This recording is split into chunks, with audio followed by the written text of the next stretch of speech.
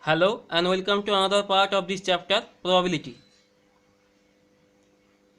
In this part, we shall discuss about transformation of random variables. We have already discussed about the probability distribution both for discrete and for continuous variables. Now we shall consider the transformation of random variables. Suppose we have a random variable capital X which may be continuous or discrete, that depends on the spectrums. So we have a random variable capital X corresponding to the mass function this fx. If x is continuous, then this is pdf, but if x is discrete, then this is pmf. So a random variable x is given with corresponding mass function or density function. Also suppose that y equal to gx, where gx is a continuously differentiable function of x. So we can differentiate this function g with respect to x. So if we apply this function on the random variable, then we have capital Y equal to g of capital X.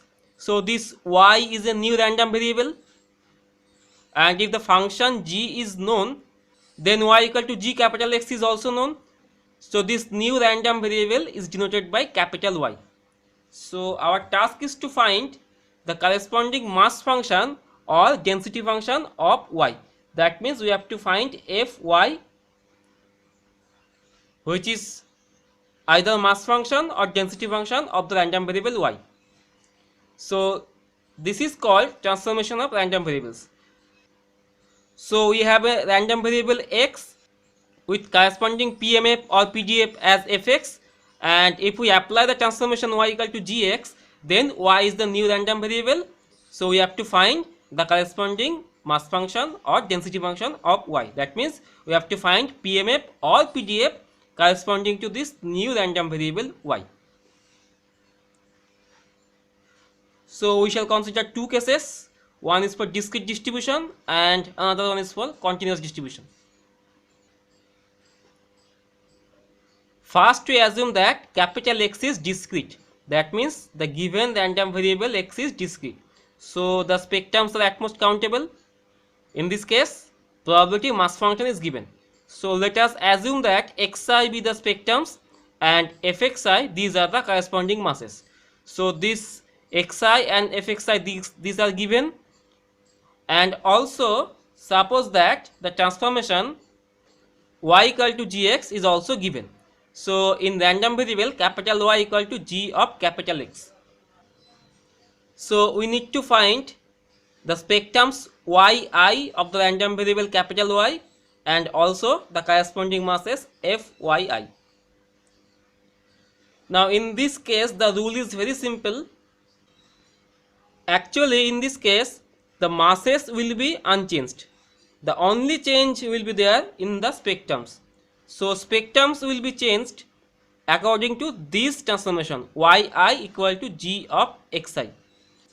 So if there are n number of spectrums of capital X, then there will be n number of spectrums for capital Y also, but the spectrums will be changed according to this transformation. As for an example, if the transformation rule is y equal to x cube, then if 2 is a spectrum of x, then the corresponding spectrum of y should be 2 to the power cube, that is 8. If minus 1 is a spectrum of x, then the corresponding spectrum of y should be minus 1 to the power cube, that is also minus 1. But the masses will be unchanged. So this is the simple rule of transformation of discrete random variable. We give one example here. We consider this example. It is given that a random variable capital X has the following distribution: xi are the spectrums and fxi are the corresponding masses. Find the distribution of y equal to capital X square. So first of all we find that this is the PMF corresponding to x, because all the masses are non-negative, and if you add all these 5 masses, the sum will be equal to 1. So this is the PMF corresponding to x. We have to find the PMF and the spectrums corresponding to the random variable y, which is equal to x square. So this is the transformation rule. And for discrete distribution we know that the masses remain unchanged, but the spectrums are changed according to the transformation y equal to x square. So here we write probability mass function corresponding to capital Y. So the spectrums of y should be denoted by yi and the corresponding masses are denoted by f of yi. And we know that for discrete distribution the masses remain unchanged, so we write the masses unchanged. Next we have to find the corresponding spectrums of the random variable y.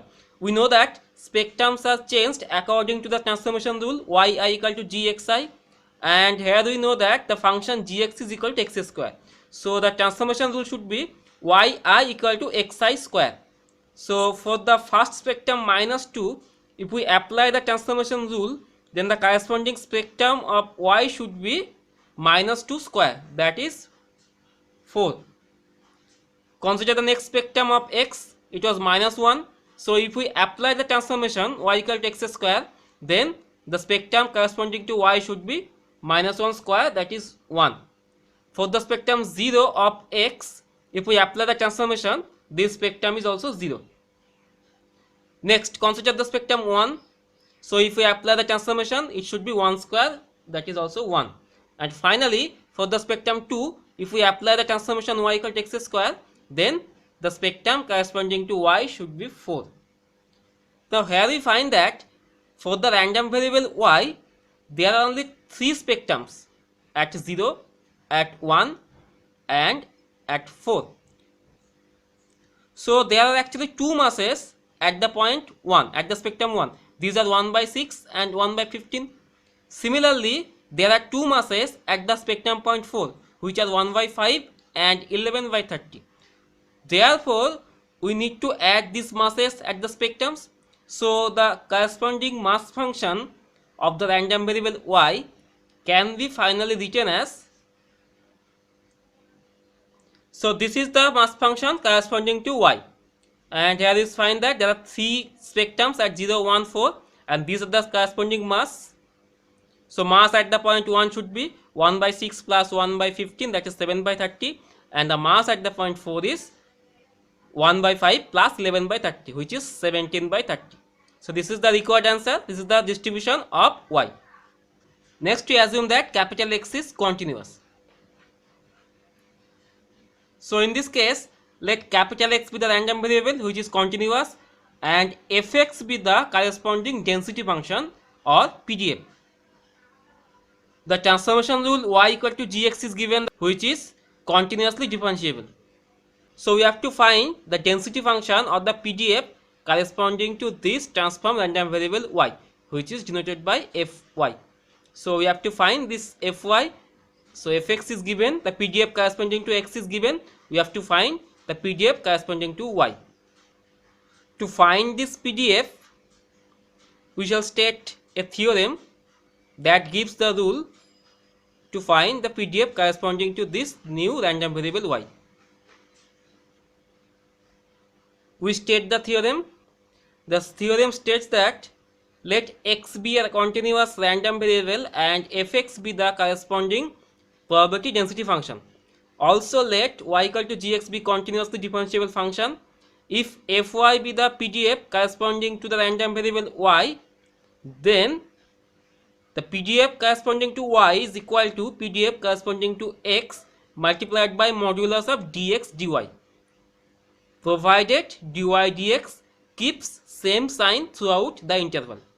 So the theorem states that if the PDF corresponding to x is given, then we can find the PDF corresponding to y by using this formula, but remember that dy dx must keep same sign throughout the interval where capital X is defined. So if dy dx does not keep the same sign, then we have to apply alternative process to find PDF corresponding to y. Next we consider some examples. We consider this example. It is given that a point is selected at random on a semicircle having center at the origin and radius unity and projected on the diameter. Find the distribution corresponding to the distance of the point of projection from the center. Let this be the semicircle centered at the origin O, having the radius 1, and let AO be the bounding diameter. Now it is given that a point is selected at random on a semicircle.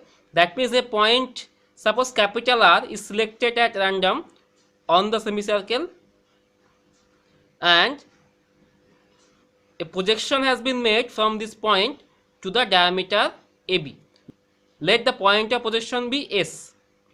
So we have to find the distribution corresponding to the distance from the origin to the point of projection. That means we have to find the distribution corresponding to the distance OS. So this is the question given. We now consider two random variables. First one is capital X, which denotes the angle BOR. That means this angle BOR. This angle is denoted by capital X, and capital Y equal to OS. This is the required distance OS, center to the point of projection. Now we have to find the distribution corresponding to this random variable Y with the help of the distribution of X. So we need to find the distribution of capital X first, and then we have to apply the transformation rule to find the distribution corresponding to Y. Now we find that the point R can be selected anywhere from B to this A. So the values of capital X may be from 0 up to pi. So if we take the point R at the point B, then the angle is 0, and if we take the point R at the point A, then the angle is pi. So values of X are all the points from 0 to pi. So these are the spectrums corresponding to capital X. So here we find that the spectrums are continuous. That means all the points from 0 to pi. Therefore all the points from 0 to pi are spectrums. That means it represents a uniform distribution from 0 to pi. So we can write the density function corresponding to X. This is the PDF corresponding to X. As we know that density function corresponding to uniform distribution is fx equal to 1 by b minus a from a to b. Here we have a equal to 0 and b equal to pi. So we have the uniform distribution from 0 to pi is fx equal to 1 by pi, where x varies from 0 to pi, and fx equal to 0 otherwise. So this is the density function corresponding to X. Now we have to find the density function corresponding to Y. For that we need to find the transformation formula. Now from the right angle triangle ORS, we find that OS equal to OR into cosine of X. Now OS equal to Y, we have assumed that, and OR is the radius of the circle, which is 1. So here we write capital Y equal to cosine of X. This is the transformation rule. In real variable we may assume Y equal to cosine of X. So if we differentiate this equation, then we find that dy dx equal to minus sine X. Now we know that the interval of X, this is from 0 to pi. So in this interval 0 to pi, sine X is always positive, that means non-negative. So dy dx is less equal to 0 if X varies from 0 to pi. If we exclude the two terminal points, then it is strictly less than 0 for X 0 to pi. And we know that for continuous distribution, if we exclude one or 2 points, the result remains same. So here we find that dy dx is strictly less than 0 for X from 0 to pi. Therefore dy dx keeps same sign throughout the interval. Therefore we can apply the previous theorem to find the PDF corresponding to Y. From the theorem we find that this is the formula, Fy equal to Fx into modulus of dx dy. Now Fx, it is 1 by pi. Now modulus of dx dy. Now dy dx equal to minus sine X. So dx dy equal to 1 by minus sine X. Therefore it is 1 by sine X. Now since this is a PDF of the random variable Y, so you have to convert this in variable of Y. So this is equal to 1 by pi, 1 by now sine X. Now cosine X equal to Y. So sine X equal to root over 1 minus Y square. So the PDF corresponding to y equal to Fy equal to 1 by pi into root over 1 minus y square. Now we have to write the interval of y. Now x varies from 0 to pi, so y equal to cos x, that will vary from minus 1 to plus 1, because at x equal to 0 cos x equal to 1 and at x equal to pi cos x equal to minus 1. So y varies from minus 1 to plus 1. So this is the required PDF corresponding to y. That completes the solution. Before we move into the next example, we consider one important formula, that is called probability differential. So the formula is that probability of the event from x to x plus dx is equal to fx dx, where dx is a small increment and fx is the PDF corresponding to the random variable x. So we have to remember this formula. So we shall solve our next problem by using this formula. We consider this important problem. It is given that if capital X represents standard normal distribution, then find the distribution corresponding to y equal to capital X square. So it is given that capital X represents standard normal distribution. I have already discussed about normal distribution. Actually, if we put mu equal to 0 and sigma equal to 1 in normal distribution, then we get standard normal distribution. So first of all, we write the PDF corresponding to this standard normal distribution. This is the PDF corresponding to standard normal distribution. So this distribution is given. We have to find the distribution corresponding to y equal to capital X square. We may write y equal to x square. So from here we find that dy dx equal to 2x. Now the interval of x is from minus infinity to plus infinity.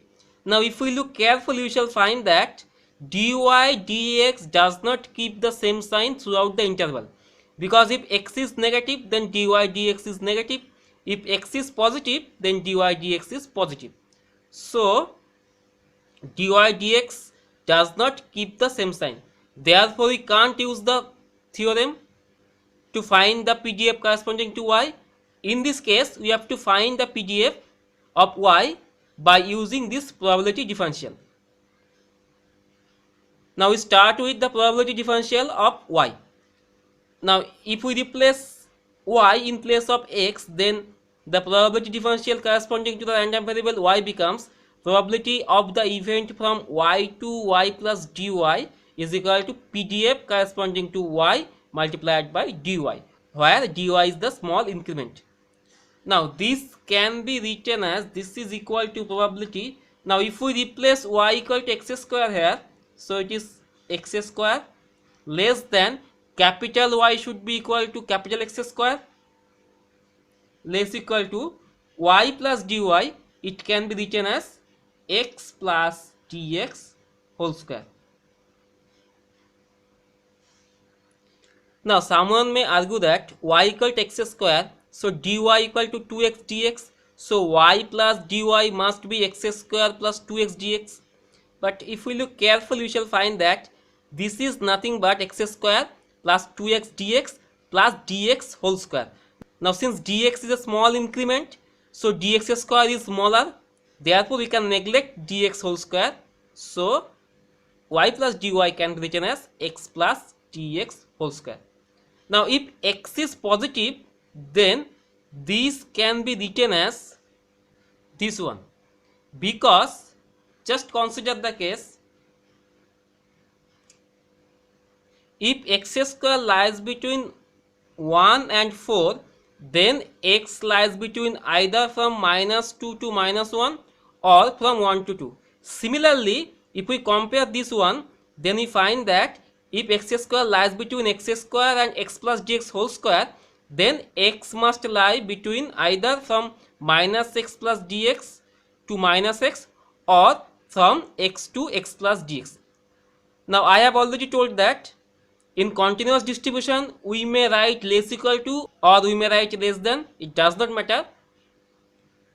Therefore this one is equal to probability of the sum of these two events. Next we shall show that these two events are mutually exclusive.